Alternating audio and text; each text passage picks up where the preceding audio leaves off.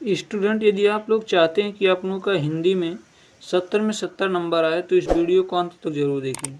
देखिए स्टूडेंट, इस वीडियो में अब मैं आप लोगों को खंड काव्य के बारे में बताऊंगा कि जो आपके ज़िला में खंड काव्य चलता है वो आप लोग इसमें देखिए ज़िला भी दिया है, उसके हिसाब से जो 3 नंबर रहता है वो खंड काव्य में आप लोगों को मिल जाएगा। ठीक है, तो मैं आज खंड काव्य जो है हमारा, मैं यहाँ मुक्तद्युत खंड काव्य लेकर आया हूँ। देखिए यहाँ लिखा मुक्तद्युत खंड काव्य स्टूडेंट आप लोगों के बीच में मैं लेकर आया हूँ। यदि आप लोग इसे तैयार कर लेते हैं तो 3 नंबर आप लोगों को यहीं पर मिल जाएगा।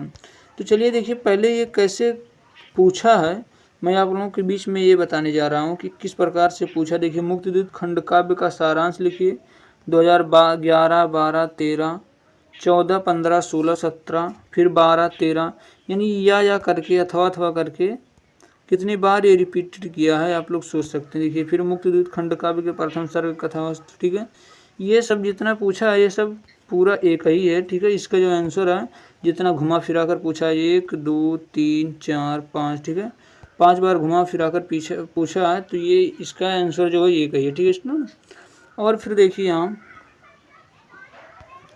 यहाँ फिर ये भी यही क्वेश्चन है। देखिए यहाँ मुक्तद्युत काव्य के चतुर्सर्ग की घटना का सार अपने शब्दों में लिखे। ठीक है,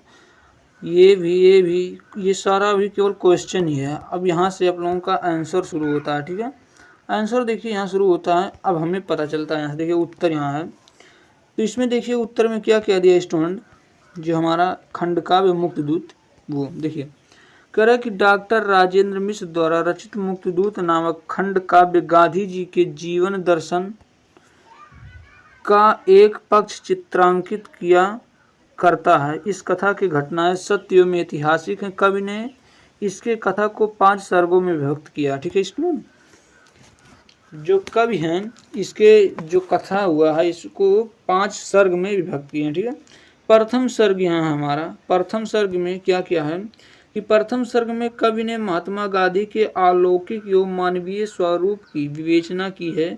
पराधीनता के कारण उस समय भारत की दशा अत्यधिक दयनीय थी। आर्थिक, सामाजिक एवं राजनीतिक सभी परिस्थितियों में भारत का एक शोषण हो रहा था। अवतारवाद की धारणा प्रभावित होकर कवि कहता है कि जब संसार में पाप और अत्याचार बढ़ जाता तब ईश्वर किसी महापुरुष के रूप में जन्म लेते। अन्यायी रावण से मानवता को मुक्ति दिलाने के लिए राम का और अत्याचारी कंस का विनाश करने के लिए श्री कृष्ण का अवतार हुआ। ठीक है, इसी प्रकार से फिर और देखिए क्या है, इसी क्रम में भारत भूमि के परित्राण के काड़ियावाड़ प्रदेश में पोराबंदर नामक स्थान पर करमचंद्र के यहाँ मनमोहन दास ने नाम से एक महान भूत का जन्म हुआ। ठीक है, फिर क्या है कि महात्मा गांधी के दुर्बल शरीर में महान आत्मिक बल था। भारत को स्वतंत्र कराने के लिए उन्होंने 30 वर्षों तक भारत का जैसा नेतृत्व किया वह भारतीय इतिहास में सदा स्मरणीय रहेगा। इनके अथक प्रयासों के फलस्वरूप भारतवर्ष को स्वतंत्रता प्राप्त हो सकी। ठीक है स्टूडेंट, फिर क्या हम मुक्तद्युत के द्वितीय सर्ग में, यानी द्वितीय सर्ग यहाँ से प्रारंभ होता है। द्वितीय सर्ग में क्या कह रहा है कि द्वितीय सर्ग में गांधी के मनोदशा का चित्रण किया गया है। उनका हृदय यहाँ के निवासियों की दयनीय दशा को देखकर व्यथित और उनके उद्धार के लिए चिंतित था। ठीक है, फिर यहाँ क्या है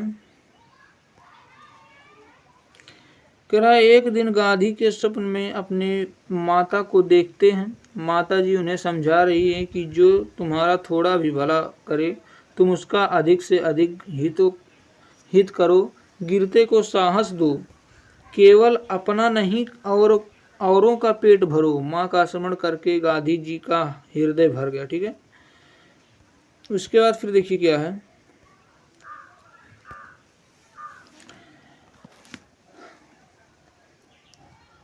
उन्होंने सोचा। ठीक है, उन्होंने सोचा माँ ने सही कहा, मैं मातृभूमि के बंधन काटूंगा, मैं कोटि कोटि दलित भाइयों की रक्षा करूंगा।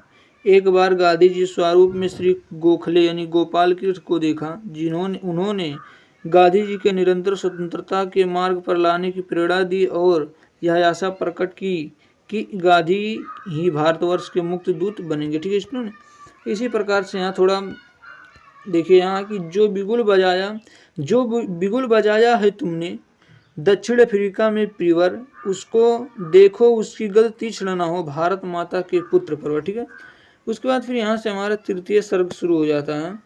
तृतीय सर्ग में है कि तृतीय सर्ग में अंग्रेजों की दमन नीति के प्रति गांधी जी का विरोध व्यक्त हुआ है। देश में अंग्रेजी शासन और उनके अत्याचार चरम सीमा पर थे। भारतीय बेबसी और अपमान की जिंदगी जी रहे थे। केवल वही लोग सुखी थे जो अंग्रेज के चटुकारिता करते थे। जब उनकी इस नीति से अंग्रेजों का हृदय नहीं बदला, तब उन्होंने अंग्रेजों के विरुद्ध सविनय सत्याग्रह के रूप में संघर्ष छोड़ दिया। ठीक है, फिर क्या, गांधी जी ने प्रथम विश्व युद्ध के समय देशवासियों को अंग्रेजों के सहायता करने का आह्वान किया, परंतु युद्ध में विजय पाने के बाद अंग्रेजों ने रॉलेट एक्ट पास की। ठीक है, फिर यहाँ से शुरू हो जाता है। रॉलेट एक्ट पास करके अपना अत्याचारी शिकंजा और अधिक कड़ा कर दिया। गांधी जी ने अंग्रेजों के इस काल कानून को उग्र विरोध किया। उनके साथ जवाहरलाल नेहरू, बाल गंगाधर तिलक, मदन मोहन मालवीय, पटेल आदि नेता संघर्ष में सम्मिलित हो गए। इन्हीं दिनों जलियांवाला बाग की अमानवीय घटना हुई। ठीक है, फिर क्या है कि यह दृश्य देखकर गांधी जी का हृदय दहल उठा और उनकी आंखों में खून उतर आया। इस युग पुरुष ने क्रोध का जहर पीकर सभी को अमृतमय आशा प्रदान किया और यह निश्चय कर लिया कि अंग्रेजों को अब भारत में अधिक दिनों तक नहीं रहने देंगे। ठीक है स्टूडेंट, उसके बाद यहाँ से हमारा तृतीय सर्ग समाप्त हुआ। चतुर्थ सर्ग में फिर क्या है, कह रहा कि चतुर्थ सर्ग में भारत के स्वतंत्रता के लिए गांधी जी द्वारा चलाया गया आंदोलन का वर्णन है। ठीक है, जलियांवाला बाग के नृशंस घटना हो जाने पर गांधी जी ने अगस्त 1920 में देश की जनता का असहयोग आंदोलन के लिए आह्वान किया। ठीक है, फिर क्या है कि लोगों ने सरकारी उपाधियां लौटा दी, विदेशी सामान का बहिष्कार किया, छात्रों ने विद्यालय, वकीलों ने कचहरियों और सरकारी कर्मचारियों ने नौकरियां छोड़ दी।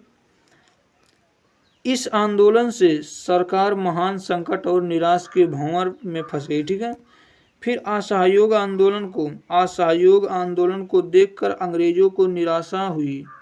उन्होंने भारतीय पर साइमन कमीशन थोप दिया। साइमन कमीशन के आने पर गांधी जी के नेतृत्व में सारे भारत इसके विरोध हुआ। परिणाम स्वरूप सरकार हिंसा पर, उसके बाद फिर देखिए स्टूडेंट, सरकार हिंसा पर उतर आई। ठीक है, यहाँ से देखिए सरकार हिंसा पर उतर आई। पंजाब के केसरी लाला लाजपत राय पर निर्मम लाठी प्रहार हुआ, जिसके फलस्वरूप देश भर में हिंसक क्रांति फैली। गांधी जी के देशवासियों को समझा बुझाकर मुश्किल से हिंसा के मार्ग पर ला सके। गांधी जी ने 79 व्यक्तियों को साथ लेकर नमक कानून तोड़ने के लिए दांडी की पैदल यात्रा की। अंग्रेजों ने गांधी जी को बंदी बनाया तो प्रतिक्रिया स्वरूप देश भर में सत्याग्रह छिड़ गया। ठीक है, इसी प्रकार से फिर क्या है कि बापू की एक ललकार पर देश भर में अंग्रेजों भारत छोड़ो आंदोलन फैल गई। सब जगह एक ही स्वर पड़ता, अंग्रेजों भारत छोड़ो। ठीक है, उसके बाद फिर क्या है यहाँ कि ये स्थान स्थान पर सभाएं भी गई, विदेशी वस्त्रों को होलियां जलाई गई, पुल तोड़ दिए गए, रेलवे लाइन उखाड़ दी गई, थानों में आग लगा दी गई, बैंक लुटने लगे। अंग्रेजों को शासन करना दुभर हो गया। ठीक है, फिर मुक्त दूत के पंच सर्ग में स्वतंत्रता प्राप्ति तक की प्रमुख घटनाओं का वर्णन है। कारागार में गांधी जी के अस्वस्थ होने के कारण सरकार ने उन्हें मुक्त कर दिया।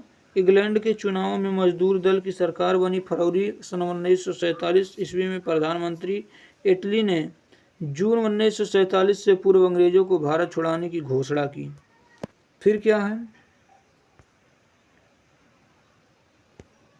घोषणा की भारत में हर्षोल्लास छा गया। मोहम्मद अली जिन्ना पाकिस्तान बनाने की मांग पर अड़े रहे। 15 अगस्त सन 1947 को भारत स्वतंत्र हो गया और देश के बागडोर जवाहरलाल नेहरू के हाथों में आ गई। गांधी जी ने अनुभव किया कि उनका स्वतंत्रता का लक्ष्य पूर्ण हो गया, अतः वे संघर्षपूर्ण राजनीति से अलग हो गए।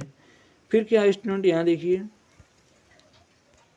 खंडकाव्य के अंत में गांधी जी भारतवर्ष के उज्जवल भविष्य की कामना करते और इसी कामना से खंडकाव्य की कथा समाप्त हो जाती। देखिए स्टूडेंट, अब आप लोग इसको रटना नहीं है, आप लोगों को इसे रटना नहीं है, रट नहीं पाएंगे। आप लोग इसे 2 से 3 बार ध्यान से मन लगाकर 2 से 3 बार इसे पढ़िए। पढ़ने के बाद आप लोगों को जो ये कहानी है थोड़ा थोड़ा आप लोगों के दिमाग में बैठेगा और यही कहानी आप लोग बोर्ड एग्जाम में जाकर लिख देंगे, जिससे आप लोगों का जो फुल मार्क रहता है वो 3 नंबर में 3 नंबर आप लोगों को यहाँ पर मिल जाएगा, 3 नंबर का रहता है।